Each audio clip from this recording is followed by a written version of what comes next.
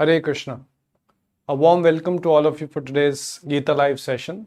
The topic for the day is patch up versus perfect solutions. We all encounter challenges in life, ups and downs, and we always would like to find solutions to our problems. Nobody wants problems to stay forever. So in today's session, we're going to talk about how do we go about finding perfect solutions to our problems rather than patch up. So before we get into discussion, let us all seek the blessings of Lord and offer some prayers. Request all of you to kindly fold your hands and join me in offering these prayers. The prayers will be displayed on the screen and you can also chant along with me. Nama Om Vishnupadaya Krishna Preshthaya Bhutale Srimate Bhakti Vedanta Swamin Niti Namine Namaste Saraswate Deve Gauravani Pracharine Nirvishesha Shunyavadi Paschatya Deshatarine Jai Shri Krishna Chaitanya Prabhu Nityananda Shri Advaita Gadadhara Shivasadi Gaura Bhakta Vrinda Namo Mahavadanyaya Krishna Prema Pradayate Krishnaya Krishna Chaitanya Namne Gauratuje Namaha Namo Brahmane Devaya Go Brahmane Hitaya Cha Jagadhitaya Krishnaya Govindaya Namo Namaha He Krishna Karuna Sindhu Dinabandhu Jagatpate Gopesha Gopika Kanta Radha Kanta Namostute Tapta Kanchan Gaurangi Radhe Vrindavaneshwari Vrishabhanu Sute Devi Pranamami Hari Priye Vancha Kalpatarubhyascha Kripa Sindhubhya Evacha Patitanam Pavnebhyo Vaishnavebhyo Namo Namaha Hare Krishna Krishna Krishna Hare Hare Hare Rama Rama Rama Hare Hare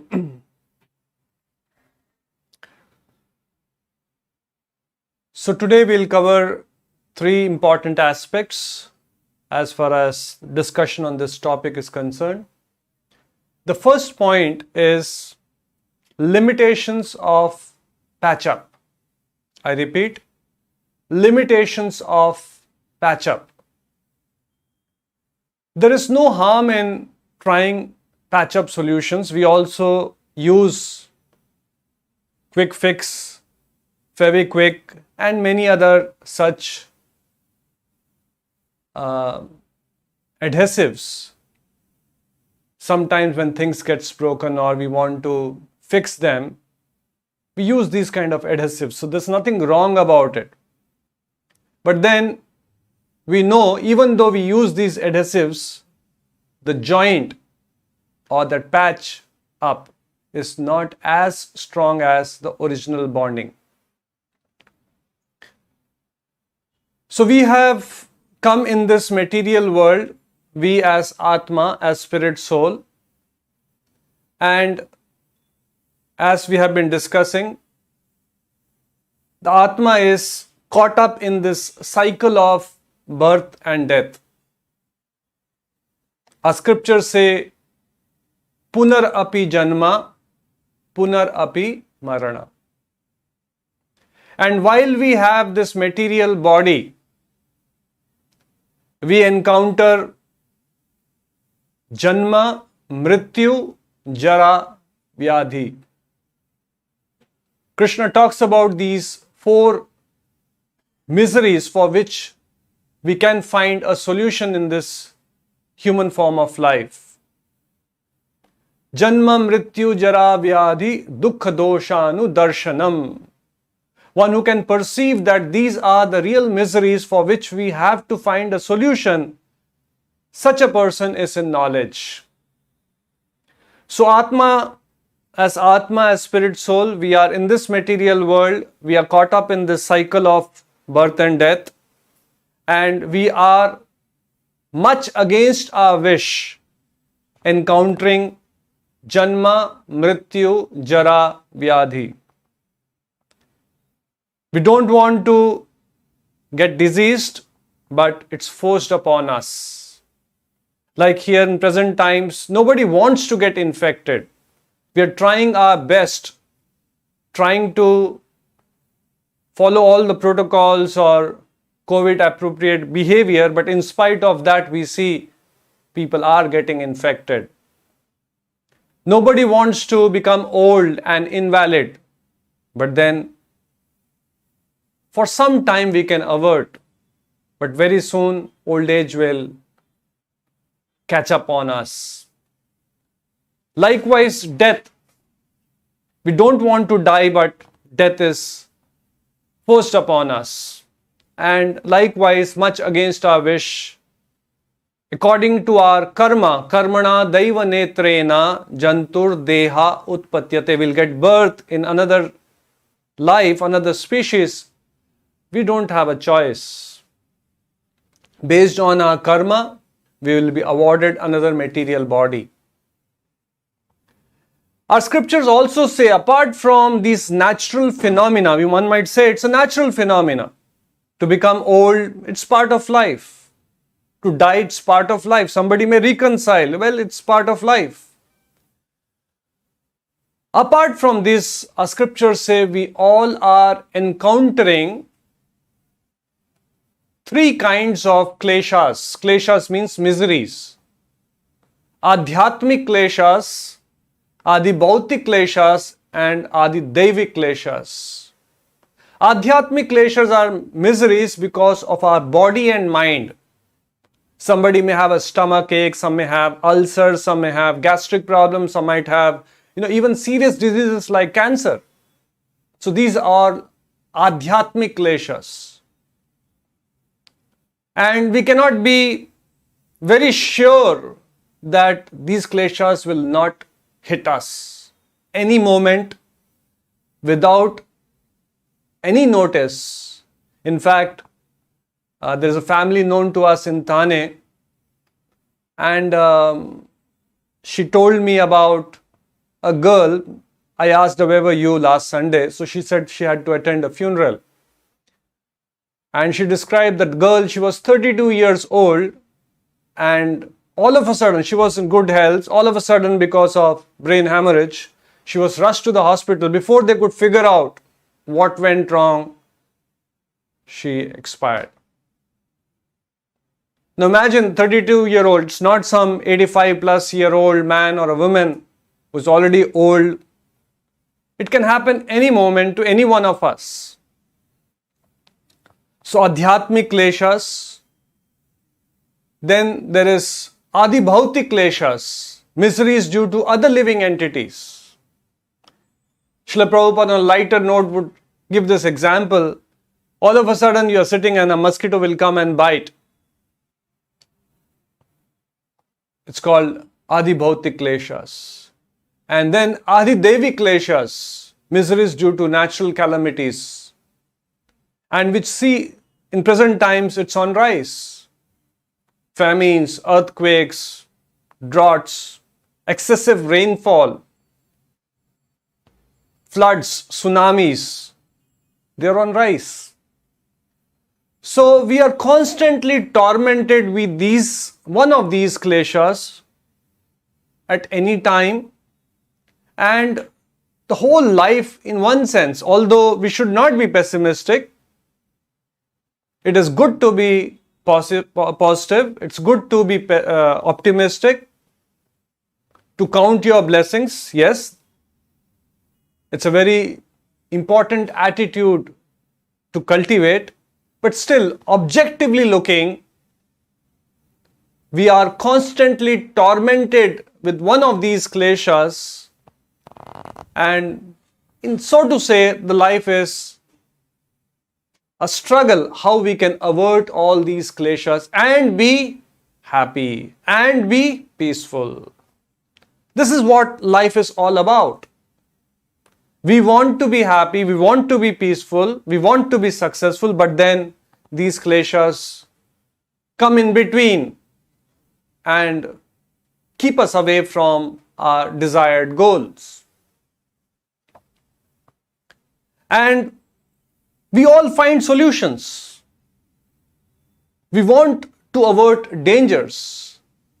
If miseries land up in our lives, we want to solve them. We want to find solutions to our problems so that we can be happy. Nothing wrong, that's a human psychology. Yes, we should find solutions to our problems. But often the solutions we find, as per scriptures, the solutions are patch-up solutions. I'll give you one example to illustrate what I'm saying. Let's say a person is in a jungle, he has lost his way, and he is barefoot. And he is walking in the jungle trying to find a way out of the jungle. And in the jungle, it's full of thorny shrubs, bushes, pebbles, rocks, stones. And he's trying his best to somehow keep himself safe. But then suddenly he'll step on something and it pricks his leg and blood starts oozing out. Let's say there's another person with this person. He might want to help this person and give some first aid. Let's say if he has some kind of a band-aid or some kind of tincture or some kind of a bandage, he'll put it on the place where the thorn has pricked or the pebble has pricked the person and blood has started oozing out. Yes, temporarily there is some relief, nothing wrong about it, but very soon the person resumes his walking, another thorn will prick, another pebble will pinch him. This goes on. Now, if you ask me, is it wrong to use a band-aid or do a patch-up solution? Nothing wrong. That's why it's called a first aid. Before you reach a hospital or before you reach a doctor, you attend to that ailment. This is called first aid. It's true in all the cases, even in fire. You have burnol or something which gives a temporary relief before you actually go to a physician or a doctor or an expert. But then, so long as a person is walking barefoot in the forest, which is infested with all kinds of rocks, pebbles, stones, and bushes and thorns, he is going to get hit again and again. So broadly speaking, there are three solutions possible. First solution is, if he wants to walk without getting hurt, the first solution is remove all the thorns from the jungle. Remove all that pebbles and stones which are going to prick him or possibly prick him. Remove all that and then he can walk safely. That's option number one. Right now we are not talking about whether it's feasible or how practical it is, but that's one possible option for him to walk without getting hurt. Remove all the rocks from the forest, from the jungle. Option number two is he comes out of jungle. Then also, even if he is barefoot, quite possible he will not get hurt. Imagine he is out of jungle and he is in a place which has nice beautiful garden which is well maintained, or roads or pathway, then he can also walk barefoot. Many people run barefoot or walk there barefoot in the right places. So that's option 2. Option 3 is he wears a footwear or a slipper. Still he can be in a jungle, and to quite an extent, he can be safe. Now let's analyze all these 3 options. Actually, in this world, to find solutions to Janma, Mrityu, Jara, Vyadhi and the 3 kleshas which I talked about, Adi Bhautik, Adhyatmik and Adi Devik kleshas, we all are working very hard. Scientists, a lot of research is happening in the medical field, a lot of innovations are happening, a lot of R&D is happening, newer and newer discovered or worked upon. The pharmaceutical industry is working extensively to find cures to many of the diseases which are there in our society today. And we are hoping against hope. A day will come, one fine day, we would have medicine for all the diseases. We will have an anti-aging so-called solution. A day will come when we don't have to die. Science would have come up with solutions. Just like there was a time when a lot of people used to die of TB, and now we know that yes, TB can be cured. So we are hoping against hope, working very hard to find a solution. A day will come when we will not have to get disease, we don't have to become old, we don't have to die. And all these kleshas which torment us, we will have a solution to it, and we can insulate ourselves from these kleshas. We are hoping against hope, which is impossible. Although it may look very negative, it is impossible. Exactly like emptying out the forest, big, huge forest, like an Amazon forest, of all the thorns, all the bushes and all that, and make it a safe place to walk. It's impossible. But we are trying, hoping against hope.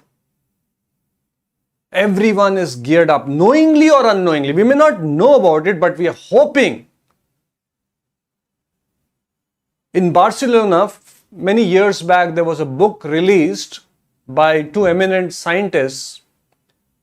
One of them was Mr. Parker and Neil Gilman. There's a book written by them, and this book was getting released, eminent scientists.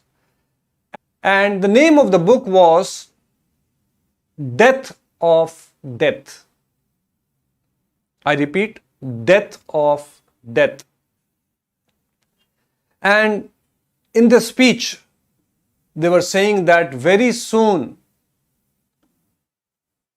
we would be having a solution to death and immortality. Immortality will become a scientific reality. Using science, we would be able to achieve immortality.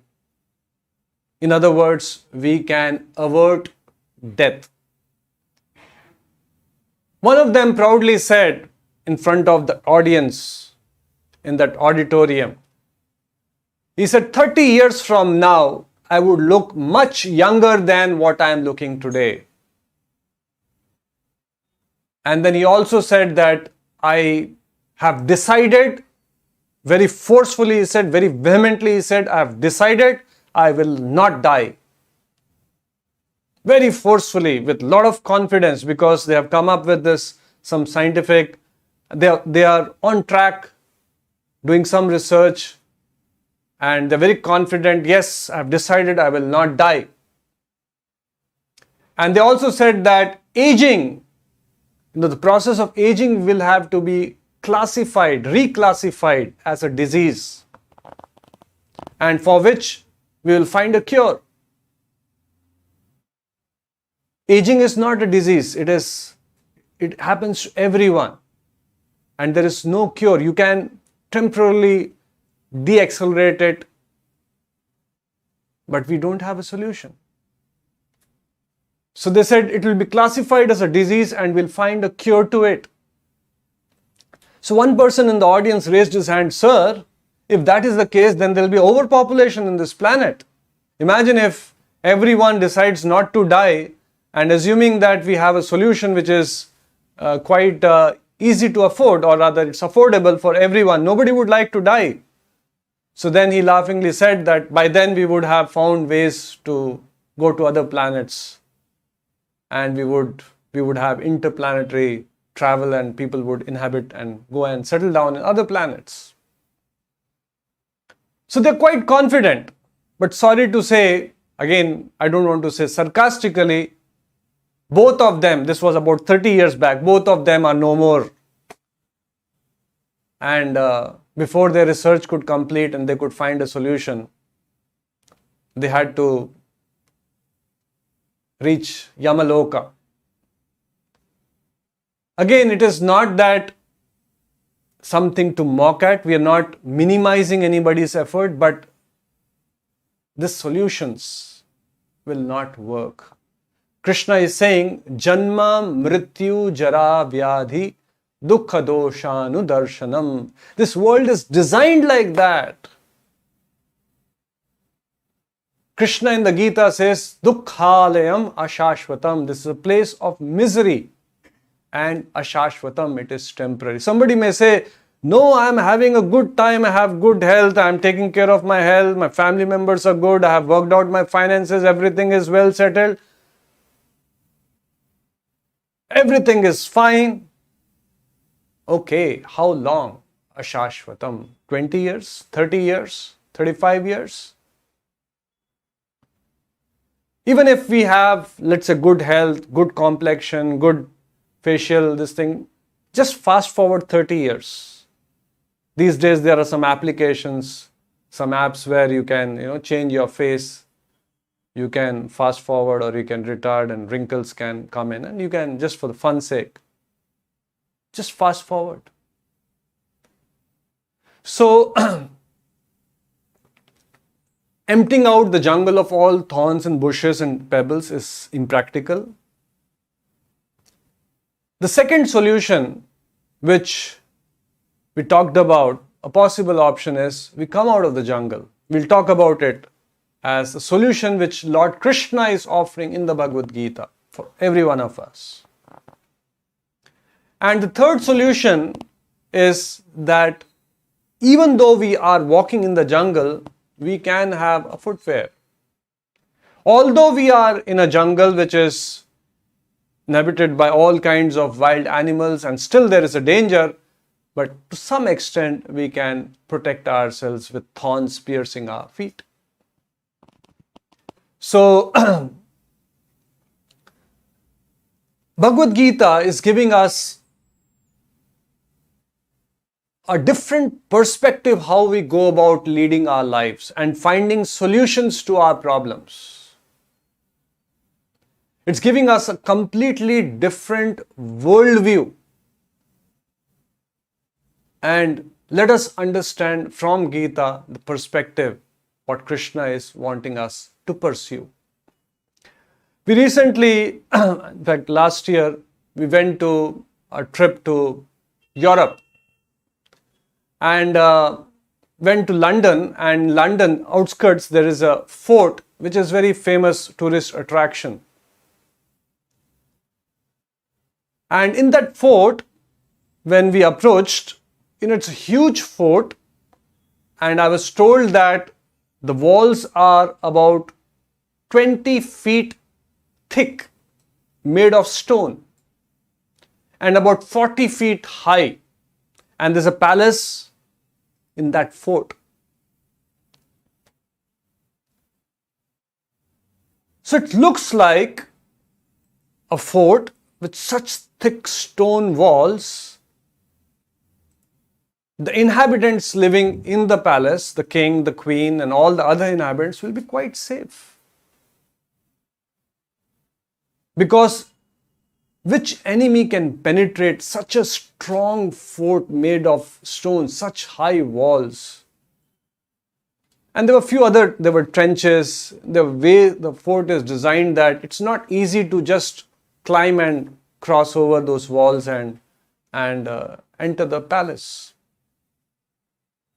So thought crossed my mind that with such huge arrangement made for protection, the king and queen will be quite safe. They must be living, well protected. But then when we entered the palace, now there is a museum there where different kings and queens over the years. It's a museum with all the kinds of the place where they used to stay, the things they were using, like a typical museum. They all are gone. So imagine a palace with a lot of army and soldiers and all these arrangements made for protection, but death came and took them away.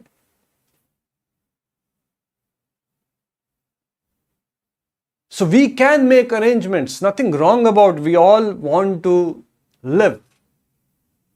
Because as Atma, we are eternal. We don't want to die. Nothing wrong with that desire.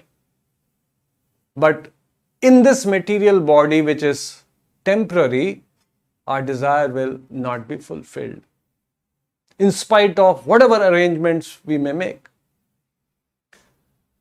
And now someone may say, this fort you're talking about, yes, king, queen, just like Queen Elizabeth, she is quite, I think, 90 plus or 100 plus years. So you may say that, old age, yes, everyone has to become old, but then suddenly, all of a sudden, I gave this example of a girl, 32 years old.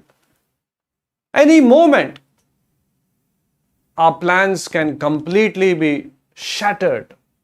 All the arrangements we have made for our protection can be made null and void. You all have heard about this Malaysian Airlines. It was flying with 250 odd people on board, and on top of Ukraine it was flying. A missile was fired, and in few seconds the entire plane crashed, and it was burst into some, when the whole thing landed up on the ground, it was just debris full of fiery elements. The whole plane caught fire and just fell off. Everyone died. It seems 90 seconds before that, an Air India plane had crossed that airspace, the same space, 90 seconds before. And another 90 seconds after, another plane had crossed this. So in that sense, we are in this world, as I said, three kinds of kleshas are constantly tormenting us, and they can come uninvited. Just like you have sometimes guests coming uninvited, they can just come uninvited. You suddenly have some pain in the stomach, go to the doctor, he'll do a diagnosis, some checks happen, and they say you have a tumor. We have to send for a test, and who knows, it may be diagnosed as a malignant tumor. Before you realize, you may say it's stage 3 tumor. So, how do we go about finding solutions to our challenges? We're going to talk in point number 2 and point number 3.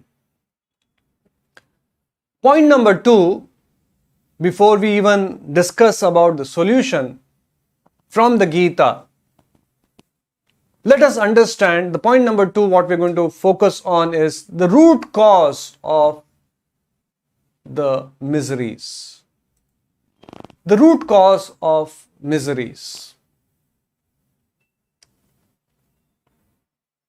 Because here we are saying that we have some challenges and we also are trying to find solution, whether it's perfect solution or patch up solutions.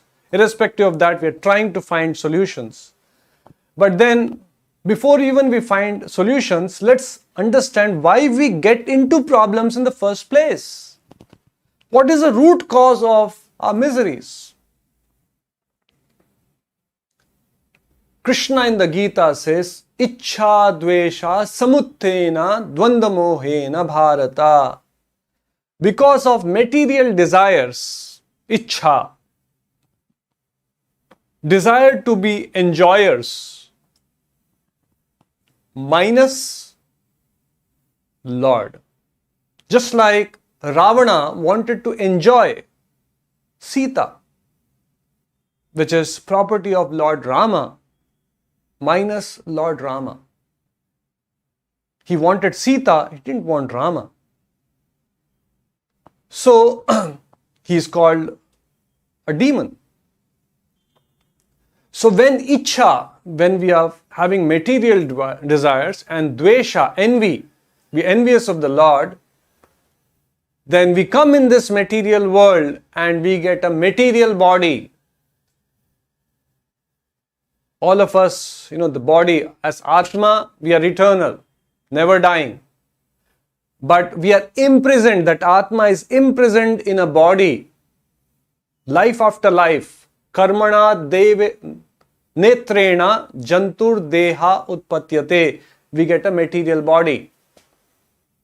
Like in this life, we have got a human body. Quite possible in next life, we can get a body of an animal.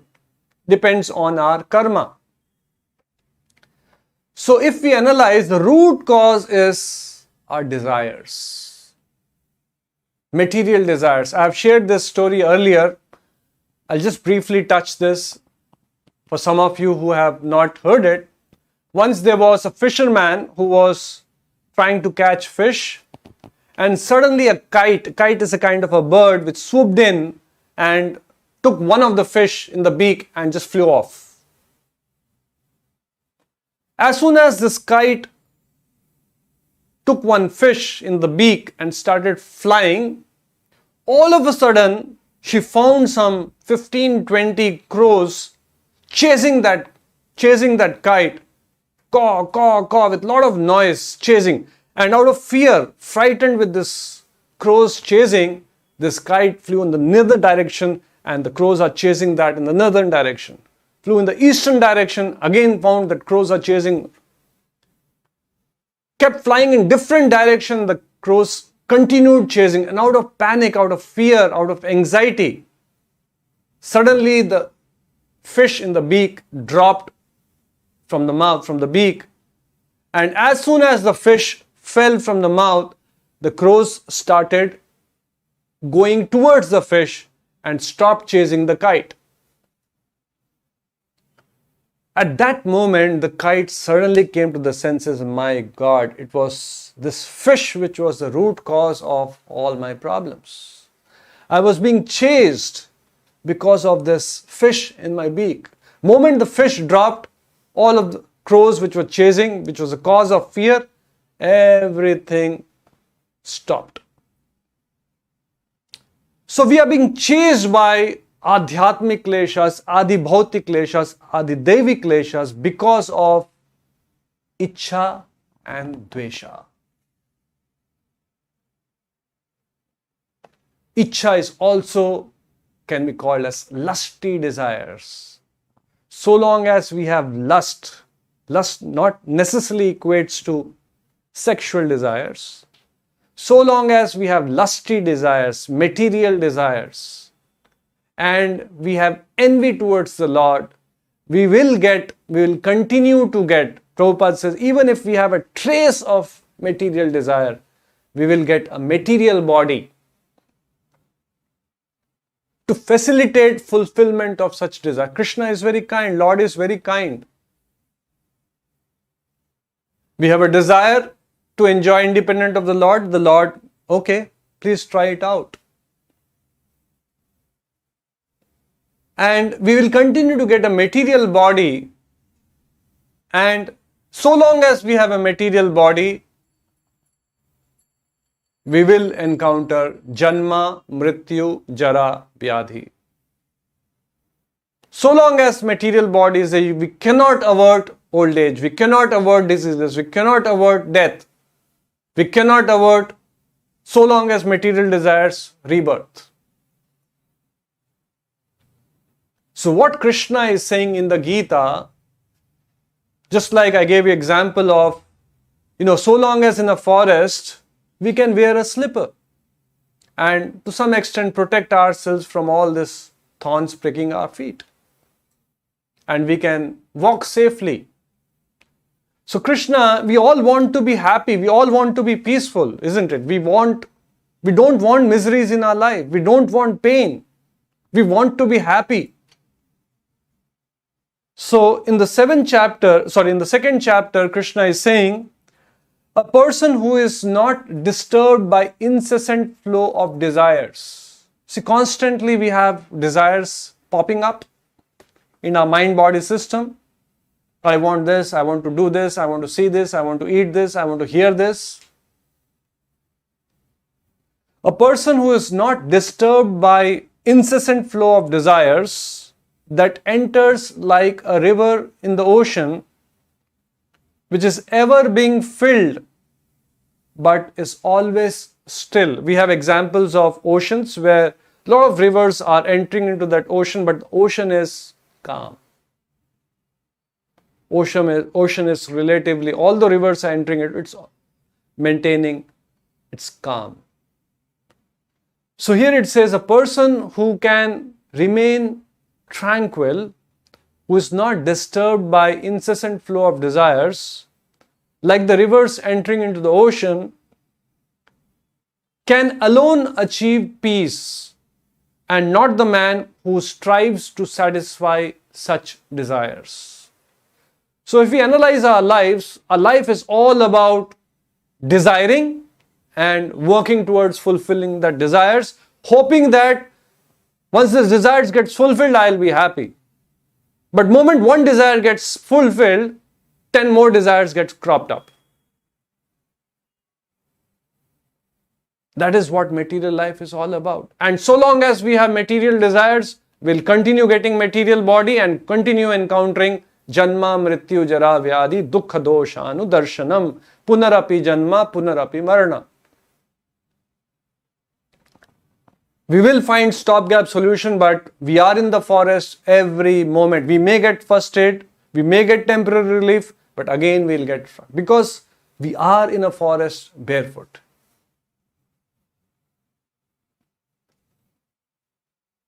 The next verse Krishna is saying, a person who has given up all desires for sense gratification. Yes, we have to eat to survive, nothing wrong about it. Yes, we have to see things, our eyes are meant for seeing things. But for sense gratification, thinking that by seeing more and more pleasurable things, even though they are not recommended or rather forbidden in scriptures, so long as it is pleasing to me or my senses, I will indulge in them. With that mentality, if one goes about leading his life, a person who has given up all desires for sense gratification, who lives free from desires, who has given up sense of all proprietorship and is devoid of false ego, he alone can achieve real peace. Now somebody may say it's very difficult for us, Baba. Give up all desires, give up false ego. Yes, it's not a 0-1 logic. We can always work on them. The more we try to regulate our lives, minimize our material desires, the more we will experience peace. So here Krishna in the second chapter is giving us some solution, and if we lead a life based on instructions of Bhagavad Gita, based on instructions of great acharyas, even though we are in this material world, even though we have a material body, even though there is adhyatmik, adibaudik and adidevik kleshas hitting us, still we can remain protected, remain insulated, just like the slippers. Still we will not be tormented, will not be very affected, and we will be able to go through such difficulties without getting bewildered. So that's the second point, root cause of our miseries, and Krishna giving us some idea as to how we can go about being peaceful and happy while we are in this material world, even though we have a material body. So we'll come to the third point. As we discussed, one solution is to get out of the forest altogether. They say, na rahega baans, na bajegi bansuri. So long as we are in the forest, there are wild animals, there is all kinds of challenges. Yes, we can wear slippers to some extent. We can safeguard ourselves from thorns, but thorns is not the only problem we have. So what is the solution which Krishna is offering, which is a permanent solution, which is equivalent to coming out of that dense, dark, dangerous forest infested with all kinds of wild animals? So we'll talk about it, and before that, let's get into some nice melodious kirtans. We'll all chant and participate in these kirtans together, and then come back and cover the third point.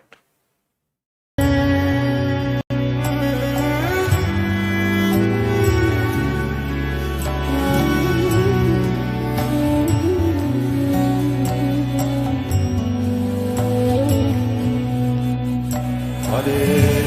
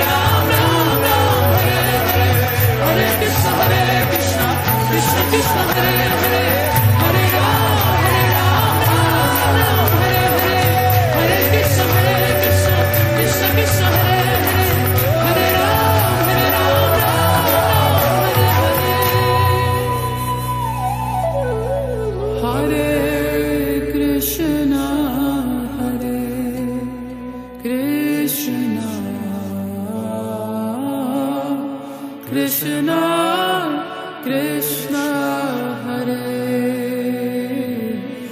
Hare, Hare Rama, Hare Rama, Rama Rama, Hare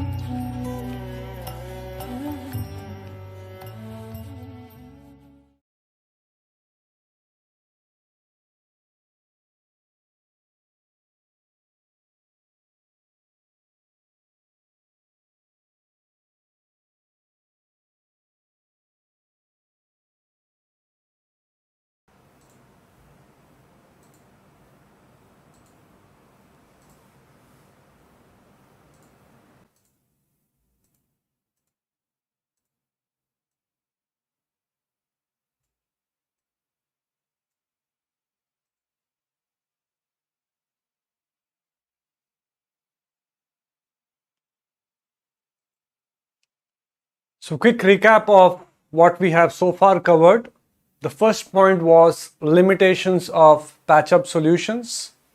We talked about how we all encounter challenges and we do find solutions, but such solutions are more like patch-up, more like quick fix, adhesive. Second, we analyzed briefly the root cause of our problems, and for which, so long as we are in this material world, Krishna is giving us some instructions how we should lead our lives, how we should regulate our lives, how we should regulate our desires, which is the root cause of getting this material body in this material world. And if you remember, in the first point, we talked about three possible options. One was you empty the jungle of all the thorns, which we are trying, hoping against hope, that one day we'll have solution to death, one day we'll have solution to old age, which is not possible, which will not happen. We should give up that hope. And that is equivalent to emptying out the forest. Second, yes, we can wear some slippers. which Krishna is saying, so long as in this material world, how we can lead our lives so that we can be peaceful. And another option we talked about is you just come out of the forest. Then you don't have to worry about wild animals. You don't have to worry about all the thorns. You can be relatively safe. The desire of not getting pricked, the desire of not getting hurt will get easily fulfilled when we are out of jungle. So that's what Krishna comes for in this material world. To establish dharma, dharma sanstapnarthaya sambhavami yuge yuge. To tell us why we are suffering. To tell us that this world is not the right place for you to settle down peacefully. And also to invite us. Parastasmatu bhav anyo vyakta avyakta sanatana. To invite us to an eternal home. To abode of Lord Shri Krishna, the Supreme Personality of Godhead. To invite us back home, back to Godhead. And He shows us the way. Janma karma cha me divyam evam yo veti tattvataha tyaktva deham. Tyaktva means after giving up this body. Punarjanmana vidyate, will not get birth again in this material world. So Krishna is not, so to say, enjoying, just like any father would not be happy when he is seeing his son in pain or suffering. So, but we are somehow hell-bent. We don't want the company of Lord. We want to make independent plans for our enjoyment. And that's how we are in this material world. Once there's a family known to us, in the early days of ISKCON Bangalore, the family used to donate quite regularly to the temple, and they also helped in organizing Rath Yatras. They were quite wealthy. And they had only one son, and somehow he was very, very fond of motorbikes, bikes. So the parents were quite reluctant because bikes, more so in the costly bikes, you can drive at 150 kilometers, 200 kilometers per hour.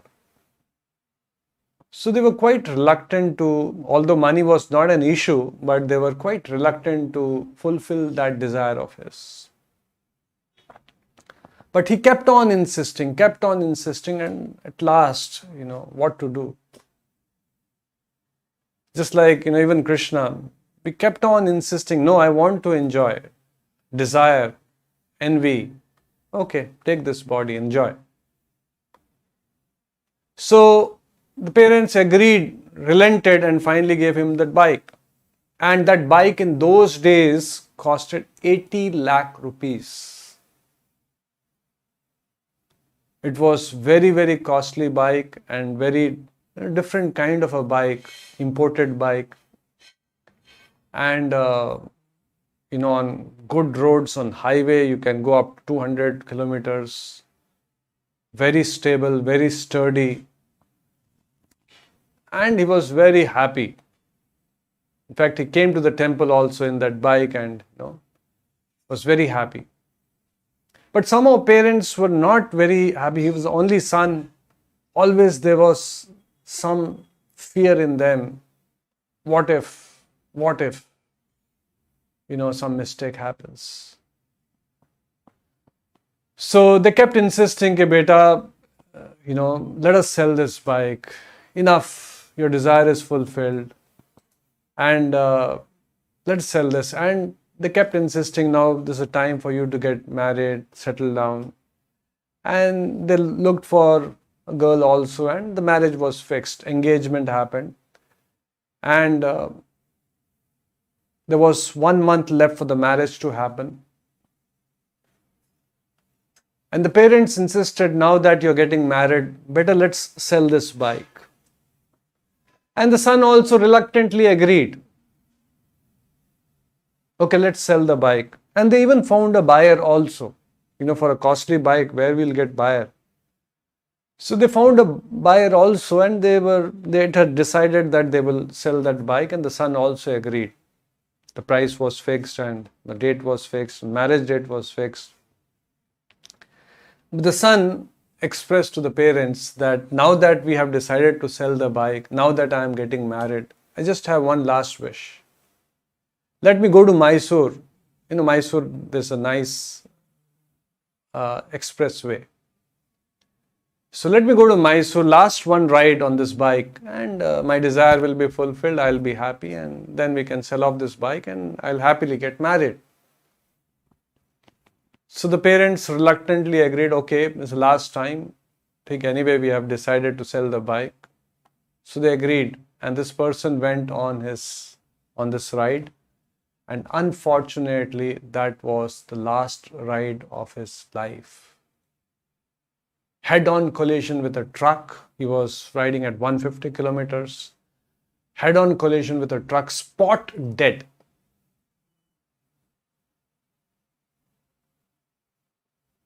The reason I brought this at this juncture in my talk today is that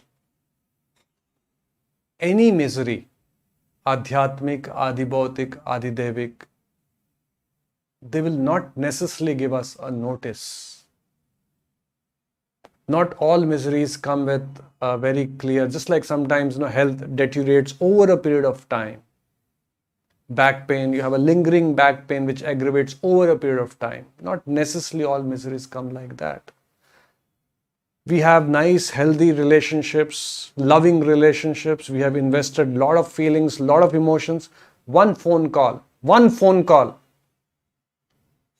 Rush, so-and-so is in the hospital, and the life can be different. And it can happen any moment. That's why our scriptures compare our life is like a drop of water on a lotus leaf. It's very slippery. Any moment it can slip off. That's what the quality of happiness we have in this world. So Krishna wants us to give up hope that one day we'll settle down peacefully in this material world. We'll find solution to all problems. That's why he's saying, Janma Mrityu Jara Vyadi Dukkha Doshanu Darshanam. One who can perceive that these are the real challenges for which we have to find solution in human birth. He is in knowledge. And Krishna is giving his instructions, valuable instructions, which if we follow, we can get purified of all these lusty desires, Kam, Krodh, Moh, Lobh, envy, jealousy, false ego.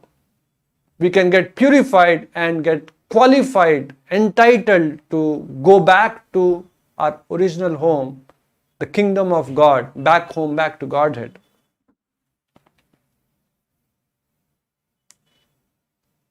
So that is what human life is meant for. We can find solution to all our problems, a permanent solution. Otherwise, even so-called permanent solution, just like, sometimes people say, I have a job, it was not, there was stability was not. Now I have got a permanent job. I have my own house. So we get a feeling that now I have found a permanent solution to my problems. But all so-called permanent solutions also are quick fix solutions, so long as we are in this material world. Our peace will always, our happiness will always be like that drop of water on a lotus leaf. Very, very flickering, very, very slippery. But what our desire is to have lasting peace, lasting happiness. And that's what Krishna is saying, come back to me. Come back to me. He's inviting. When he comes to this material world, just like Krishna came 5,000 years back, he enacted various pastimes, various leelas, various interactions with his associates, just to give us a glimpse of how beautiful the spiritual world is, where all the jivas, all the living entities are engaged in loving relationship Spiritual world is not devoid of any variety or activities. It's not just, sometimes people think that after mukti, there's some kind of void. There is no variety.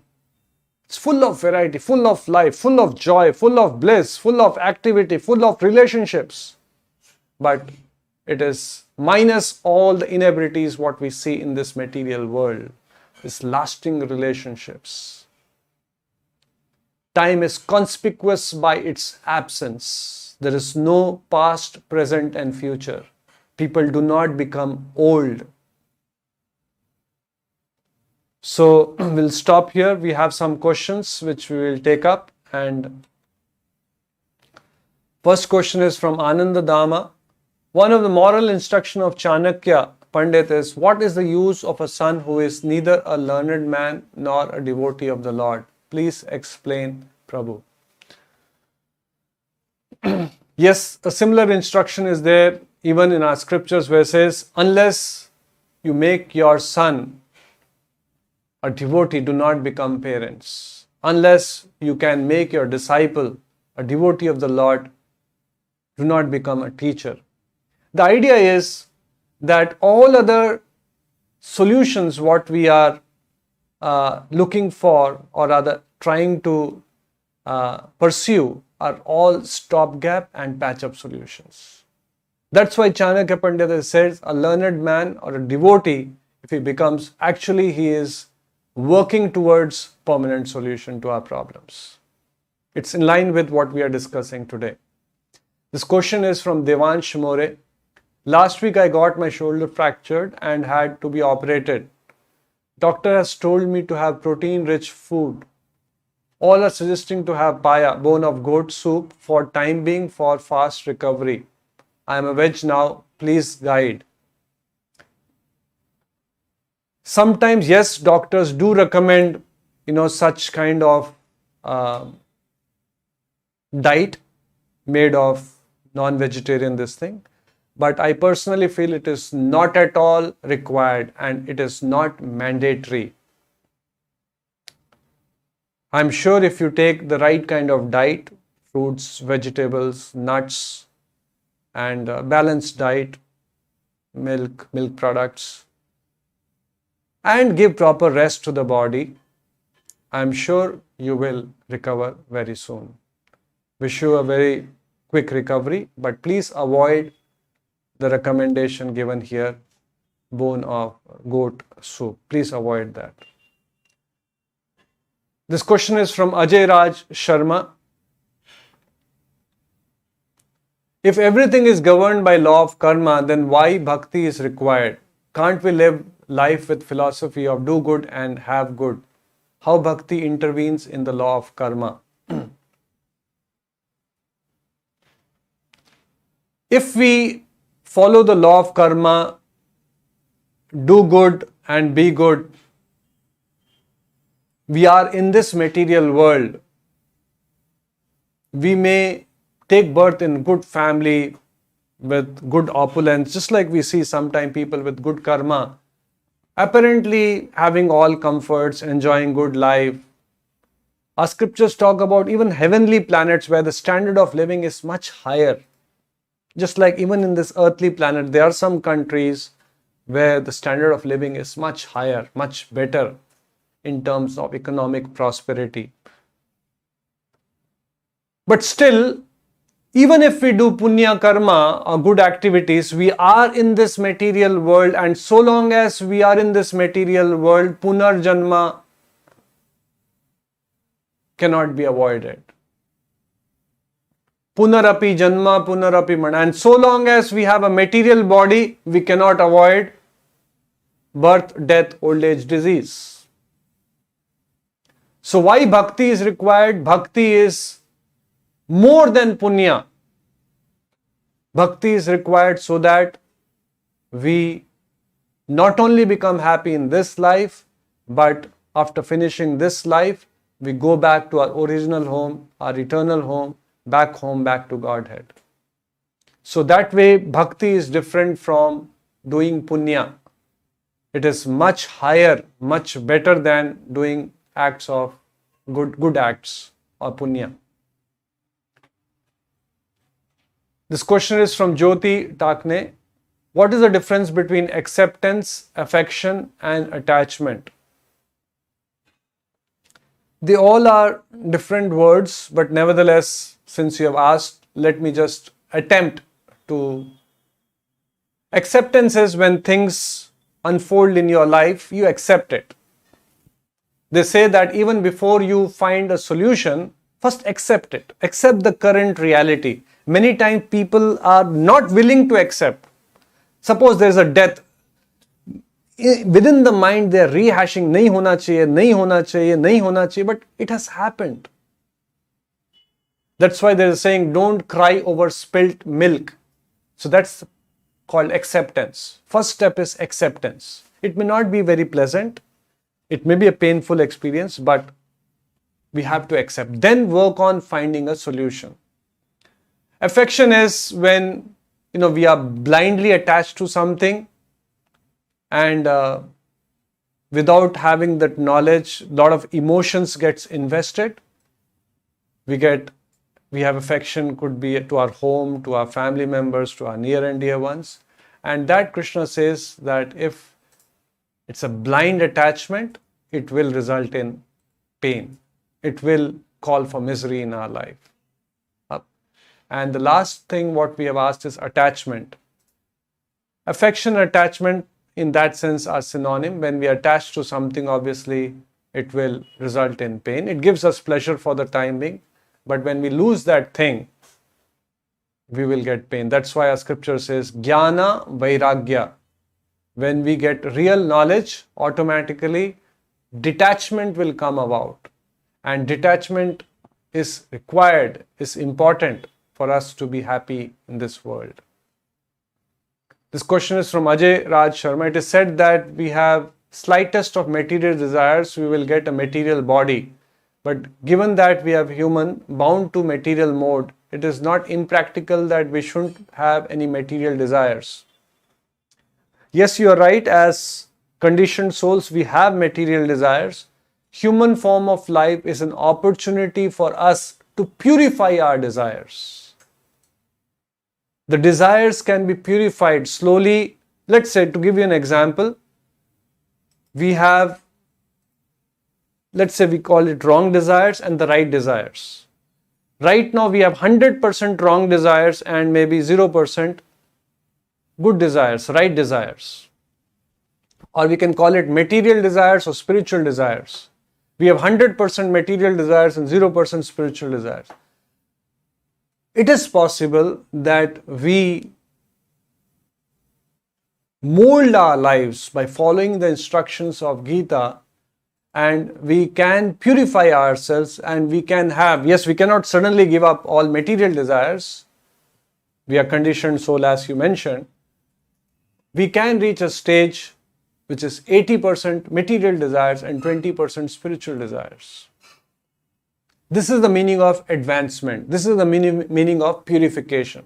And as we move forward, there is possibility that there is 40% material desires and 60% spiritual desires. And what is a pure devotee? The qualification of a pure devotee is Anya Abhilashita Shunya. All material desires become zero. He also has desires. Prabhupada also had a lot of desires. We should distribute books, we should open temples, we should spread this Krishna consciousness movement, we should spread this chanting of Hare Krishna Mahamantra. A lot of desires was there. But the desire was not for sense gratification, not for name, not for fame, not for becoming popular. The desires was how to please the Lord, how to satisfy the Lord, how to glorify the Lord, how to spread the glories of the Lord, how to become more and more people devotees of the Lord. So these are pure desires. How I can purify my life. This is also a desire. How I can control my lusty desires. This is also a desire. How can I control my mind? How can I improve my quality of chanting? It's a desire. So our life, the component of such desires will increase and material desires will reduce if we advance in spiritual life. And that is what is recommended. Down, mouse. Next. This question is from Boda Ram Rao. If all citizens of the world do not have material desires, how the world will move on? Because this world is based on material works like technology, service, manufacturing. It's a very good question, but it's a hypothetical question. It is like asking, if all the people started becoming criminals, then how will we accommodate so many criminals in a prison house? It is, yes, we can ask this question, but it is hypothetical. There wouldn't be a case where everyone becomes a criminal. Or somebody may even ask a question, if nobody commits a crime, what will happen to the prison house? What will happen to the jobs of all the police people? And it's a hypothetical question. Yes, so long as there is society, we know that some people will commit crime.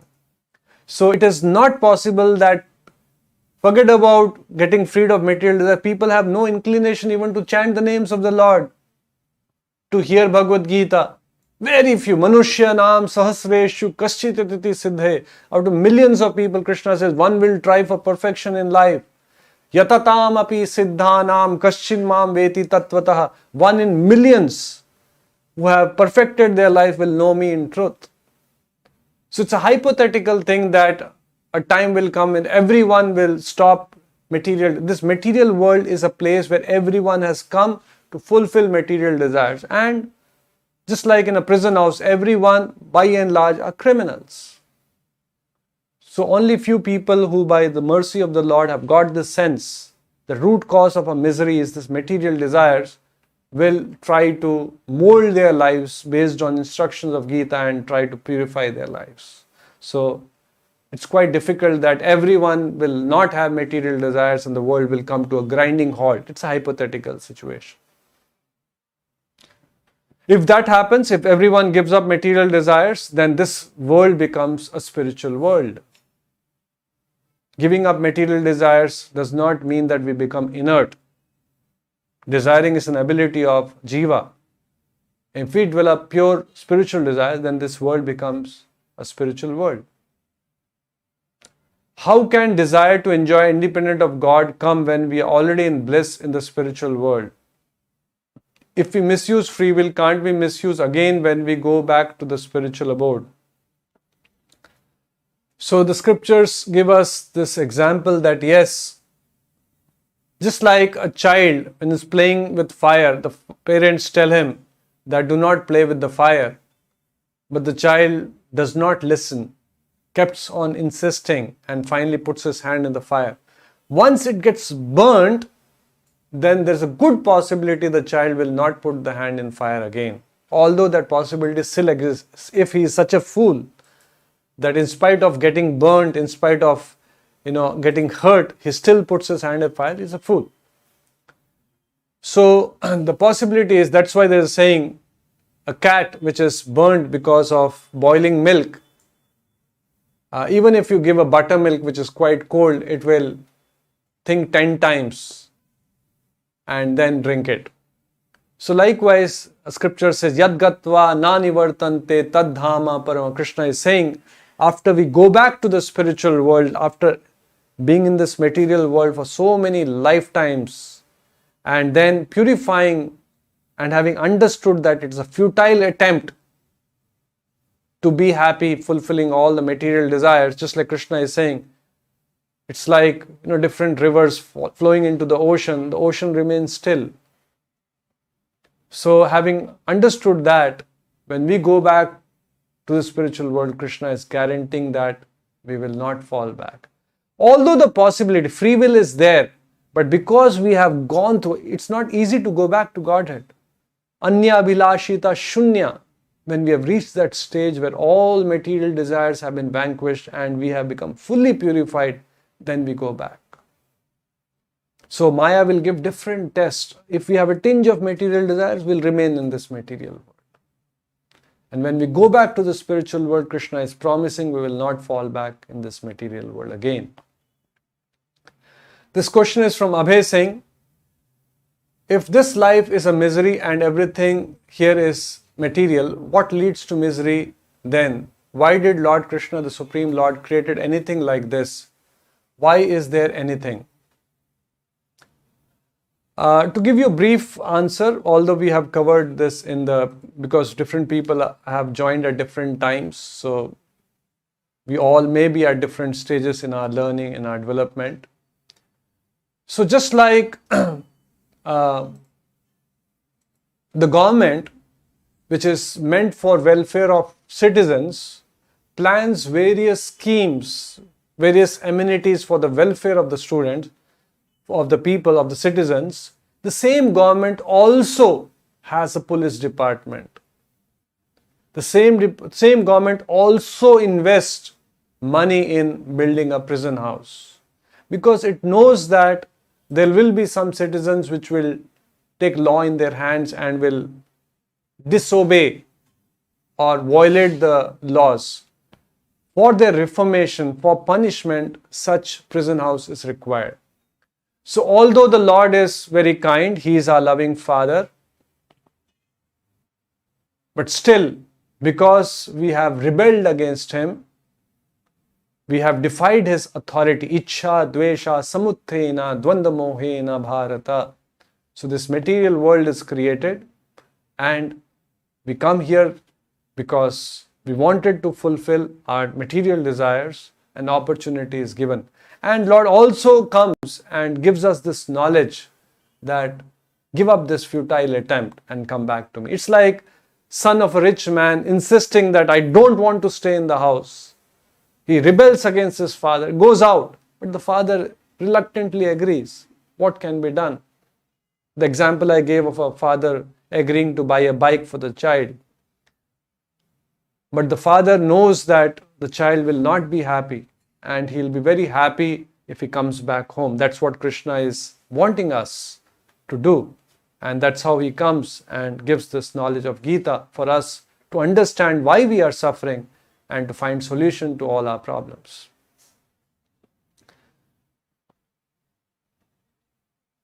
This question is from Bharat Shivlani.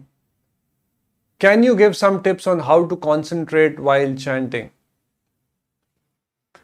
Yes, I can give some tips, but it will take some background understanding of what is attention, why we get distracted. And although I can give some tips, time is too short. I may not be able to do justice.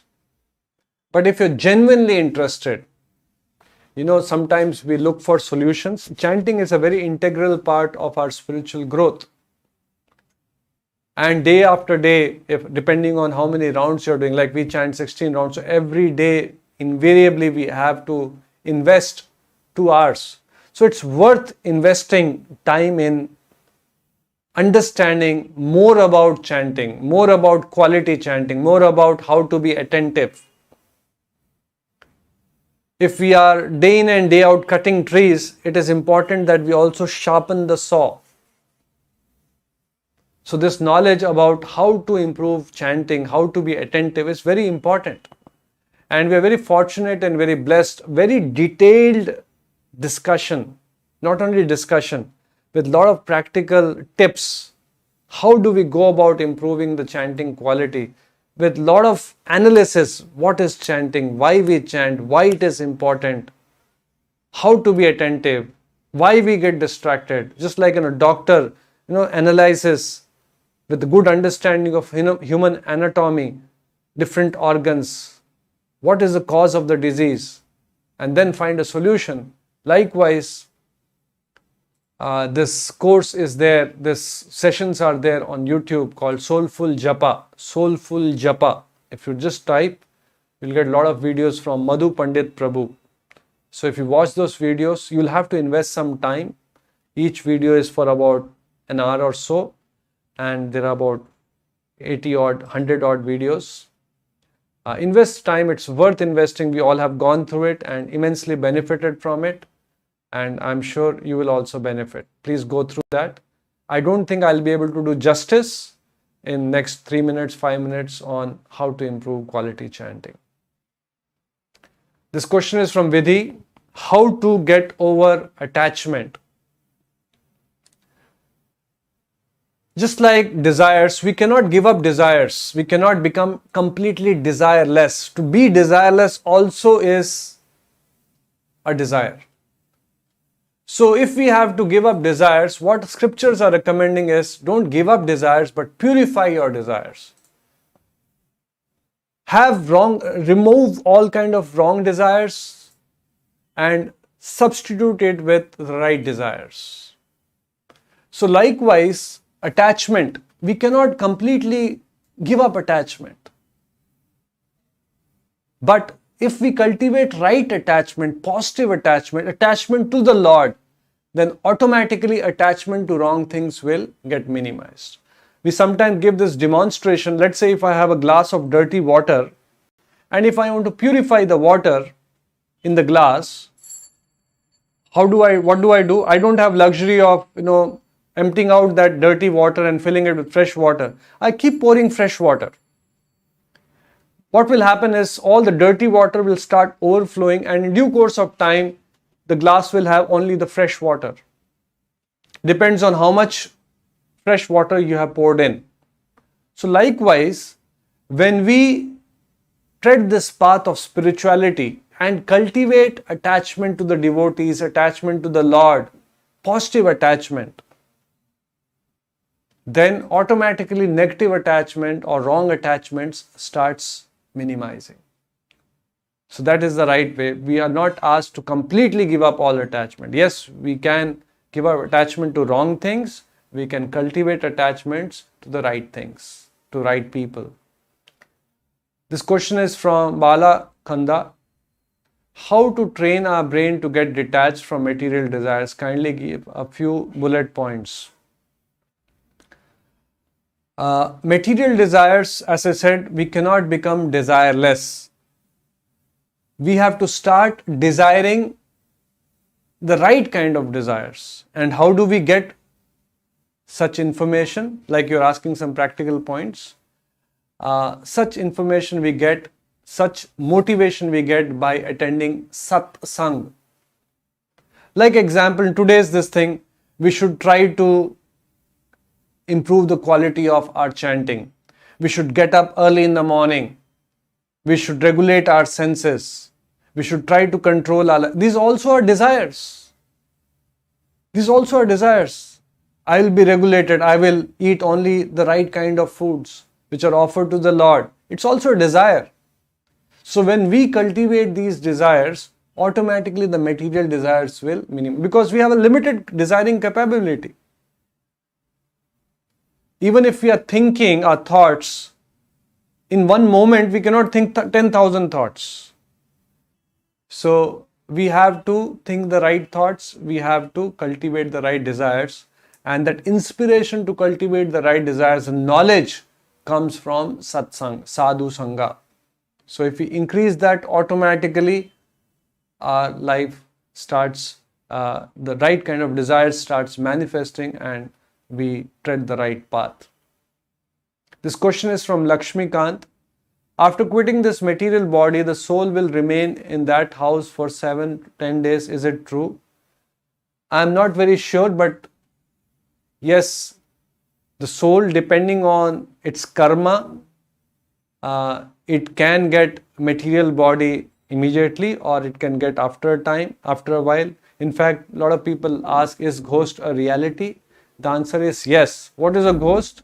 Ghost is an Atma which has a subtle body, Sukshma Sharira, but because of maybe too much sinful activity has not got a gross body. So it's in a form of a ghost, a subtle body. So likewise, depends on the karma, a person who is fortunate. Just like to give you an example, if a person loses a job, how much time will it take to get another job? He can get instantaneously. Next day, he can start joining a job. He can get after a month. He can get after a year. He may not get also. Depending on his qualification, depending on his experience, depending on his skill sets. So many factors are there.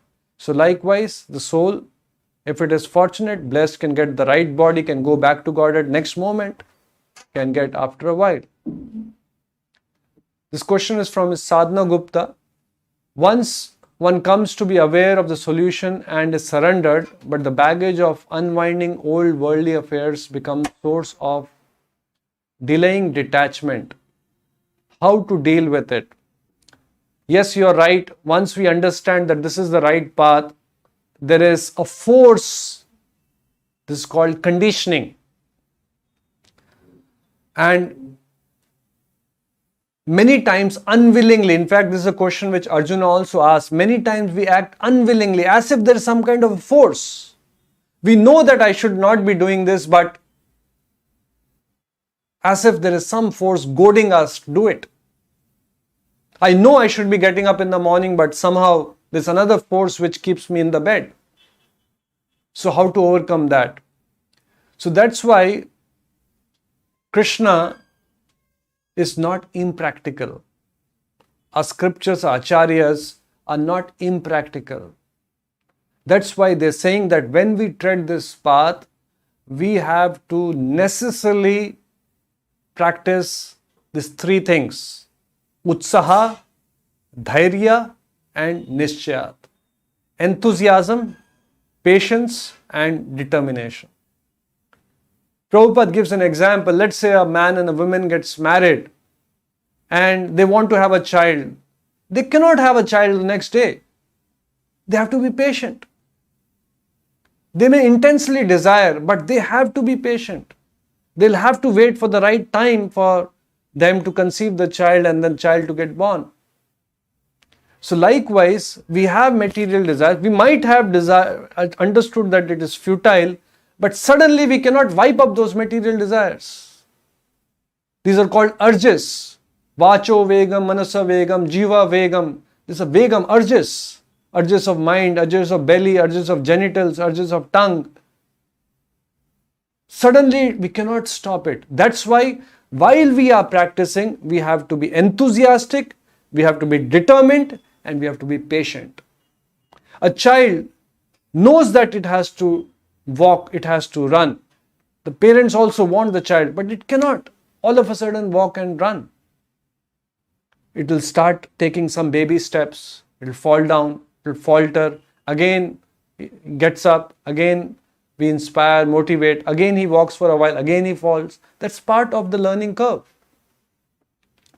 So likewise, even though we understand we will all commit mistakes, we'll all commit blunders, all we have to do is be determined, be patient, get up, learn from the mistakes, and move on. That is what spiritual life is all about. And if we are blessed with right association, right guidance, right kind of devotees whom we can get inspiration from, our process of purification can be accelerated by the mercy of Prabhupada and Krishna. So thank you very much. It was nice to have all of you with us. Look forward to having you again next Sunday, same time, 4:30 p.m. Hare Krishna.